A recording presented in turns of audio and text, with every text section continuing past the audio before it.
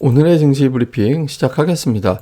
오늘 뭐 외부 재료만 놓고 보면 시장이 이제 편안하게 올라갈 상황은 사실 아니었다라고도 볼 수 있었습니다. 그러니까 미국의 채권 금리가 또 올라갔고 국제 유가도 소폭이긴 하지만 올라갔었거든요. 근데 이제 채권 금리 상승과 국제 유가를 그렇게 크게 의식하지 않았던 게 우선 이제 고점 대비 이제 국채 금리가 좀 빠져서 상승폭이 좀 둔화가 됐었고, 그러면서 이제 투자들 일부는 10년물 기준으로 3%가 정점 아닐까? 사실 이거 2%대에서도 정점 얘기 나왔던 건데, 근데 어쨌든 3% 부근이면 이제 꺾이지 않을까? 그 부근이라서 오늘 고점 대비 밀리지 않았을까라는 기대감. 또 국제유가도 WTI 기준으로 110달러면은 일단 단기 박스권 상단이기 때문에 유가와 채권 금리가 이즈음 돼서는 좀 안정될 가능성이 있다. 뭐 요 정도로 이제 인식을 했던 것 같아요. 그리고 오늘 그 제임스 블러드 슈퍼 울트라 이제 매파잖아요.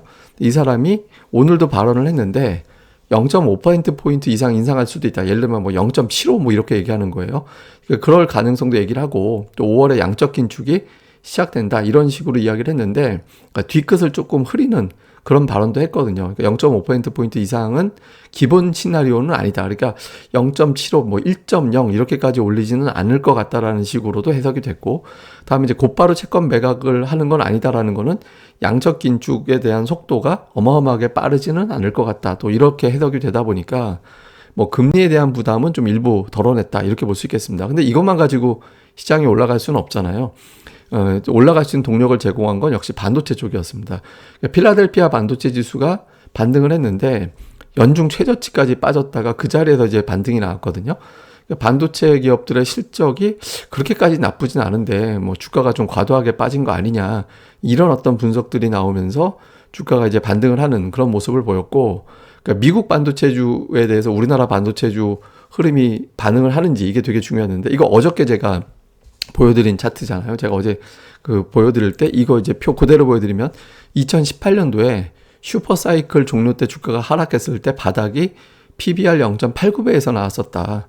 그런데 어저께 종가 기준으로 볼 때 내년도 실적 추정을 적용해 봤더니 0.89배까지 빠졌다. 그러니까 이제 하이닉스가 이쯤에서 좀 돌아서야 되는데 과연 그런 흐름이 나오는지 좀 주목해 보자라는 취지로 말씀을 드렸잖아요. 근데 이게 일단 오늘 반등을 했어요. 이거는 뭐 추세가 완전히 여기서 돌렸다라기보다는 이 즈음 되면 한번 매수해 볼까? 그런 매수가 들어왔다라는 걸로 보시면 되는 거죠. 그러니까 여기서부터 이제 하이닉스 주가로 한 11만 원 정도 전후가 이제 바닥이 된다라면 이제 치고받고 하다가 이제 지수가 조금 더 올라갈 수 있는 여지가 생기는 거고, 여기서 이제 매수 들어왔던 쪽에서 모처럼 들어왔는데 여기서 찬물 끼얹는 어떤 실적 추정시 하향이라든가 이런 게 나와버리면 이제 뭐 치고받고 하다가 다시 밑으로 내려가는 게 되겠죠. 결국에는 오늘 모처럼 매수 전환했던 하이닉스에 대해서 매수 전환했던 외국인들이 연속성을 보일 거냐, 이걸 보면서 이제 판단을 해야 될 것 같습니다.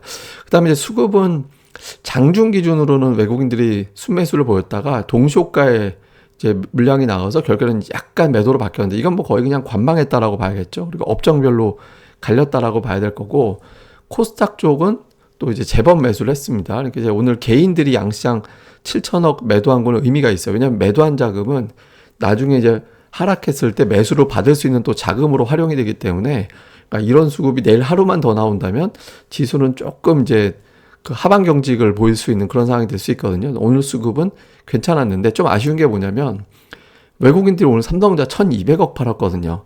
그러니까 삼성전자를 매수로 돌리지 않으면 시장이 추세로 바뀌었다라고 확인하기가 어려워요. 오늘 하이닉스 한 200억 정도 매수 들어오긴 했는데 삼성전자 팔았거든요. 그리고 기아는 매도하면서 현대차는 또 매수하고, 그러니까 쫙 하고 매수를 쭉 들어오는 게 없어요. 그러니까 업종 내에서 종목별로 엇갈리는 그런 모습이 나오고 있거든요. 그래서 조금 아쉬운 대목은 외국인들이 매수로 돌아서면서 삼성전자까지 종가로 매수로 돌아서는 모습이 나와야 조금 더 수월하다. 근데 이 부분이 좀 아쉬웠던 것 같습니다. 그 다음에 이거는 뭐냐면 금융투자의 매매 동향이랑 코스피 동향이랑 보여드리는 거거든요. 제가 이제 금융투자가 지난주 중반 넘어가면서부터는 매수로 바뀔 가능성이 있다. 그래서 이번 주에도 이제 매수 우위를 보일 가능성이 있다라고 말씀을 드렸는데, 이게 이제 코스피 지수하고 금융투자 매매 동향하고 차트입니다. 그러니까 2월 때를 제외하고는 2월 때는 금융투자가 매수해도 코스피가 빠지는 구간이 있었는데 그 뒤로는 대체로 비슷하게 가잖아요. 이게 시장의 수급이 탄탄하지 않다 보니까 금융투자가 매수할 때는 좀 반등하는데 이제 파생꾼들이 좀 붙어서 놀고, 금융투자가 매도하는 사이클에서는 또 하락적으로 베팅해서 놀고, 그런 흐름이 나오고 있거든요. 근데 지금 사이클만 놓고 보면 사실 한 일주일, 2주 아니면 일주일 조금 더 되는 기간은 금융투자가 상대적으로 매수 우위를 보일 가능성이 있거든요. 그러니까 여기서 이제 외국인들만 조금 붙여준다면 대형주들이 조금 더 올라갈 수 있는 공간이 좀 생깁니다. 그래서 그 외국인 투자자들의 매수가 붙느냐 안 붙느냐에 따라서 지수가 박스권 상단 이상까지 한번 가보느냐, 아니면 이제 이번에도 박스권에서 끝나느냐, 요게 이제 가늠이 될 겁니다. 그러니까 금융투자 사이클은 괜찮다. 근데 이제 외국인들이 거들어주느냐, 요 부분을 좀 주목해 봐야 될 것 같습니다. 뭐 이슈 중심으로 보면 이제 세계의 경제 전망이 하향되고 있거든요. 세계은행도 그렇고 오늘 곧 이제 IMF에서도 전망 하향을 할 건데, 전망이 하향되는 거는 사실 수출주 입장에서는 부담스러운 요인이 되잖아요. 한편으로는 저거 몰랐던 거 아니거든요. 그래서 제로 노출로 볼 거냐, 아니면은 이제 그러니까 하락 쪽 매도의 기회가 될 거냐. 그러니까 외국인들 동향을 보면서 판단을 해야 될 겁니다. 그러니까 IMF가 세계은행보다 조금 더 시장에 영향력이 있거든요. 그럼에도 불구하고 견뎌준다라면 조금 더 좋게 해석할 수 있겠죠. 그 다음에 또 하나는 WTI가 110달러 근처로 왔잖아. 지금 107달러 정도 왔다 갔다 움직이고 있는데, 여기서 맞고 떨어지는 게 나와줘야 시장에는 좋거든요.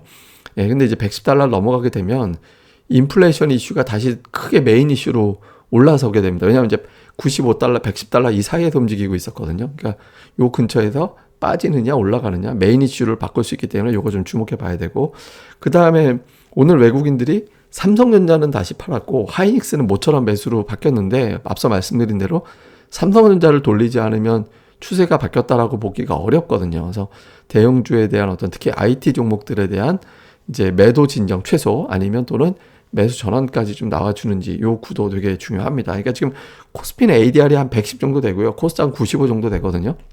그러니까 이제 코스피 같은 경우는 이게 일방적인 상승률과 압도적인 장세가 나오기가 쉽진 않습니다. 그러니까 이제 어느 업종이 주도해서 가는지가 되게 중요해서 외국인들이 이제 좀 IT를 매수해 준다라면 이제 그쪽으로 붙는 거고, 그렇지 않다라면 뭐 리오프닝을 비롯해서 시총 부담이 적은 종목 쪽으로 갈 가능성이 높아서 요 구도 좀 주목해 봐야겠고요.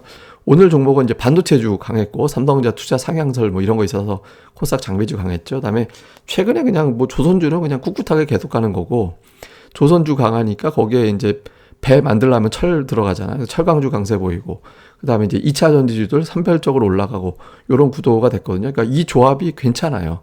이 조합대로 계속 가주는 게 되게 좋거든요. 그래서 이 구도대로 가는지, 이제 다시 또 인플레이션 뭐 곡물 막 이런 것들이 또 막 완전히 또 치고 나가는지, 요 구도 이제 시장이 박스권 상단 가느냐, 여기 즈음에서 또 고점 맞고 떨어지느냐, 요걸 가늠해 볼 수 있으니까 요 구도도 좀 주의 깊게 잘 살펴보시는 게 좋을 것 같습니다. 예, 그럼 또 오늘 하루 잘 보내시고요. 저는 또 다음에 뵙겠습니다. 그리고 구독하기 꼭 좀 부탁드립니다. 감사합니다.